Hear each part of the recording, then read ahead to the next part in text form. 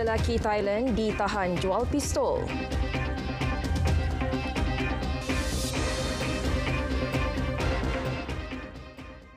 Assalamualaikum, salam Malaysia Madani. Anda bersama saya Budi Tawan Hanafi dalam Dunia 10.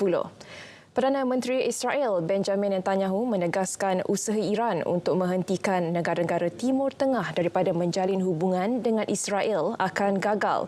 Jelasnya Amerika Syarikat yang menguruskan rangka perjanjian antara Israel dan Arab Saudi dijangka akan ditandatangani awal tahun depan. Sebelum ini, terdapat negara-negara Timur Tengah terutamanya Iran mengkritik tindakan beberapa negara Arab termasuk Arab Saudi yang mahu menjalinkan hubungan bersama Israel. Pemimpin tertinggi Iran, Ayatullah Ali Khamenei juga menentang sekeras-kerasnya tindakan Arab Saudi yang dilihat sebagai memusnahkan masa depan Palestin. Pada 21 September lalu, Putera Arab Saudi, Putera Mohammed bin Salman menyatakan potensi menjalin hubungan bersejarah dengan Israel saban hari semakin lebih hampir, namun mahu isu Palestin diselesaikan terlebih dahulu. Seorang terbunuh apabila Rusia melancarkan serangan udara ke kawasan kediaman persendirian di bandar Kherson, Ukraine Selasa lalu. Pasukan kecemasan Ukraine memaklumkan serangan udara tersebut memusnahkan 7 rumah di kawasan tersebut. Sebuah rakaman juga turut tular yang menunjukkan anggota bomber memadamkan api di kawasan perumahan berkenaan yang musnah.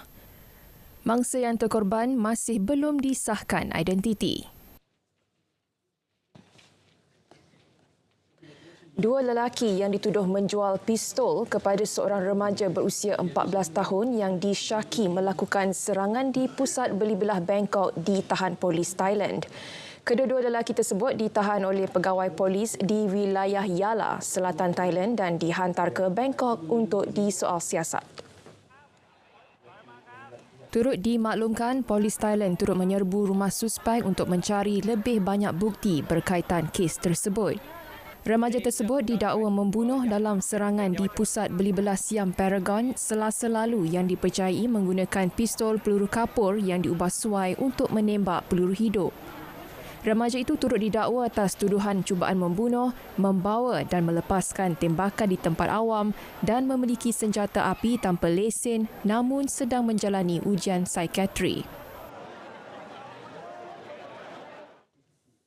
India mahu Kanada menghantar pulang 41 diplomat negaranya sebelum 10 Oktober ini. Ia berikutan hubungan kedua-dua negara semakin meruncing selepas India dituduh membunuh seorang warga Kanada bulan lalu. Britain Financial Times turut melaporkan Perdana Menteri Kanada Justin Trudeau enggan mengesahkan laporan tersebut tetapi berkata Ottawa tidak mahu meningkatkan ketegangan di antara dua negara. Sebelum ini, Kanada telah mendakwa bahawa ejen kerajaan India mempunyai peranan dalam pembunuhan seorang pemimpin pemisah Sikh dan warga Kanada, Hardeep Singh Nijjar, yang dilabel India sebagai pengganas. Namun, India telah menolak dakwaan itu sebagai tidak masuk akal. China mengecam misi 4 kapal Filipina untuk membekalkan semula tentera Filipina di atol di kawasan Laut Cina Selatan yang dipertikaikan. China turut mendakwa kapal tersebut memasuki perairannya di Kepulauan Spratly tanpa kebenarannya. Menurut laporan oleh pengawal pantai China Ganyu, kapal bekalan Filipina dan 2 kapal pengawal pantai memasuki perairan di Kepulauan Nansha, China tanpa kebenaran daripada kerajaan China.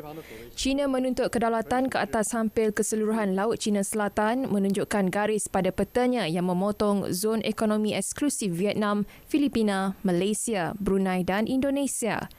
Mahkamah Timbang Tara Tetap pada 2016 mengatakan bahawa garis pada peta China tidak mempunyai asas undang-undang.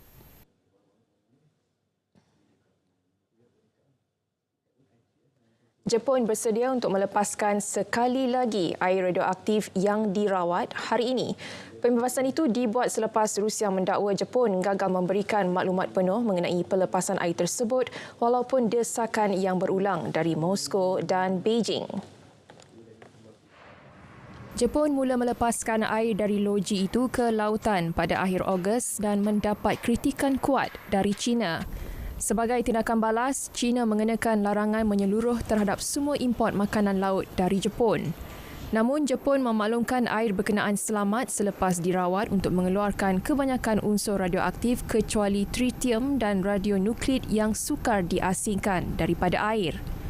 Ia kemudiannya dicarikan ke tahap yang diterima di peringkat antarabangsa sebelum dikeluarkan. Jepun turut menyatakan kritikan dari Rusia dan China tidak disokong oleh bukti saintifik.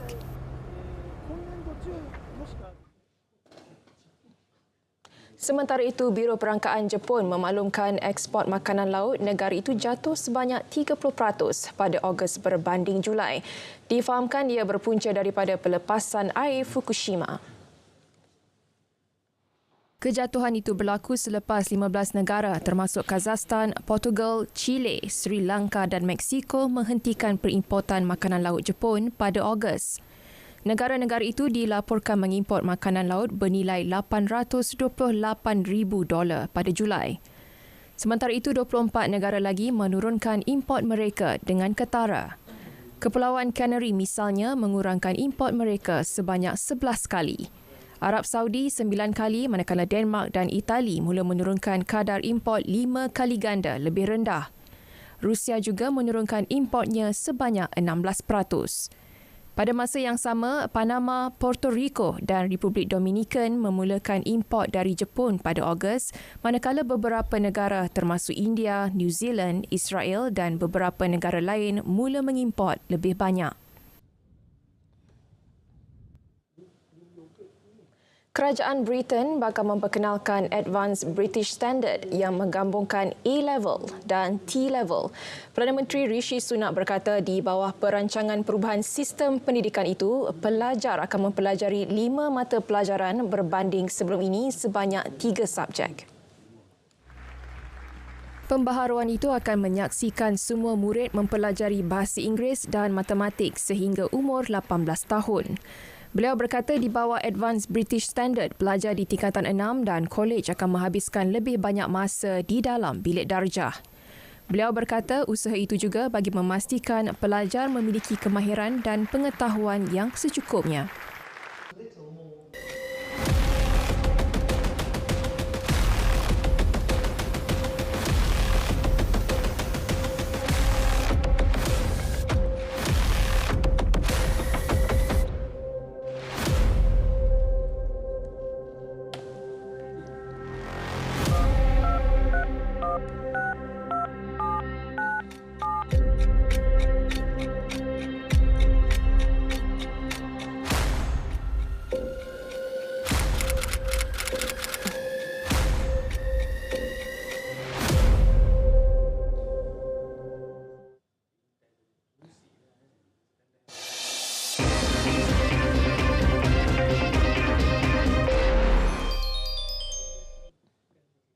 Bertemu kembali, satu letupan di sebuah kilang minyak haram di selatan Nigeria telah mengakibatkan 37 orang maut, termasuk 2 wanita hamil. Kejadian berlaku pada awal pagi Isnin di komuniti Iba, River State, Rufus Welcome. Pegawai Keselamatan Tempatan dan Ketua Masyarakat berkata kegiatan penapisan tersebut merupakan perkara biasa di wilayah Delta Nigeria. Ini kerana penduduk yang miskin terpaksa mengetuk saluran paip untuk menghasilkan bahan api demi keuntungan. It's about Bonkre that has claimed 35 lives. But today we are hearing that additional 2 died in the hospital, making it 37. Nobody's happy, including the Yenwale, including the local government chairman. Nobody's happy. Because they have been shouting of all these things for them to stop. The soldiers, the police, the civil defense have been trying. Still yet they refuse. Dalam insiden Isnin lepas, seorang saksi melihat mayat 15 orang hangus di kawasan lapang yang dikelilingi pokok kelapa sawit selain sebuah motosikal turut terbakar. Sekurang-kurangnya 14 orang maut manakala lebih 100 lagi hilang selepas banjir kilat melanda India. Pihak berkuasa turut menyatakan sebanyak 14 jambatan rosak teruk dan beberapa perkampungan turut dinaiki air. Lebuh raya rosak dan rangkaian mudah alih terganggu di bahagian negeri Timur Laut di Sikkim. Dan operasi menyelamat diteruskan. Tentera berkata bahawa seorang daripada 23 orang yang sebelum itu hilang telah ditemui hidup.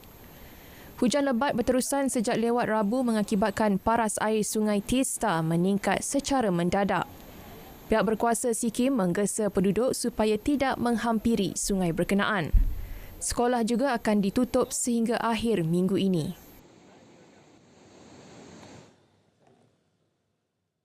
Taufan Koinu yang melanda pinggir selatan Taiwan membawa hujan lebat dan angin kencang dengan kelajuan mencapai rekod 340 km sejam. Dilaporkan sekurang-kurangnya 190 mangsa cedera namun tiada kematian yang direkodkan. Berdasarkan kenyataan pentadbiran cuaca pusat, tiupan angin dengan kelajuan maksimum 95.2 meter sesaat yang diukur di Pulau Orchid semalam adalah rekod baharu di Taiwan. Taiwan mengalami ribut tropika yang kerap dari Mei hingga November. Lebih 200 penerbangan antarabangsa dan domestik dibatalkan, manakala hampir 3,000 orang di kawasan pergunungan dipindahkan sebagai langkah berjaga-jaga. Koinu melanda Taiwan kira-kira sebulan selepas taufan Haiku dalam 4 tahun yang memaksa hampir 8,000 orang ramai berpindah dari kediaman. Seramai 271 pelarian tiba di Pulau El Hierro, Sepanyol pada Selasa lalu dengan menaiki bot. Pelarian yang kebanyakan dari negara-negara bergolak di Afrika diselamatkan oleh Pertubuhan Palang Merah. Pertubuhan tersebut turut memaklumkan sebelum ini jumlah pelarian yang tertinggi tiba di kepulauan tersebut ialah 234 orang pada tahun 2008. Pasukan penyelamat Sepanyol dan anggota Pertubuhan Palang Merah turut merawat pelarian yang diselamatkan di Pelabuhan La Restinga. Data kerajaan Sepanyol menunjukkan 14,976 pelarian tiba di Kepulauan Canary antara Januari dan September adalah 19.8% lebih berbanding tempoh yang sama tahun lepas.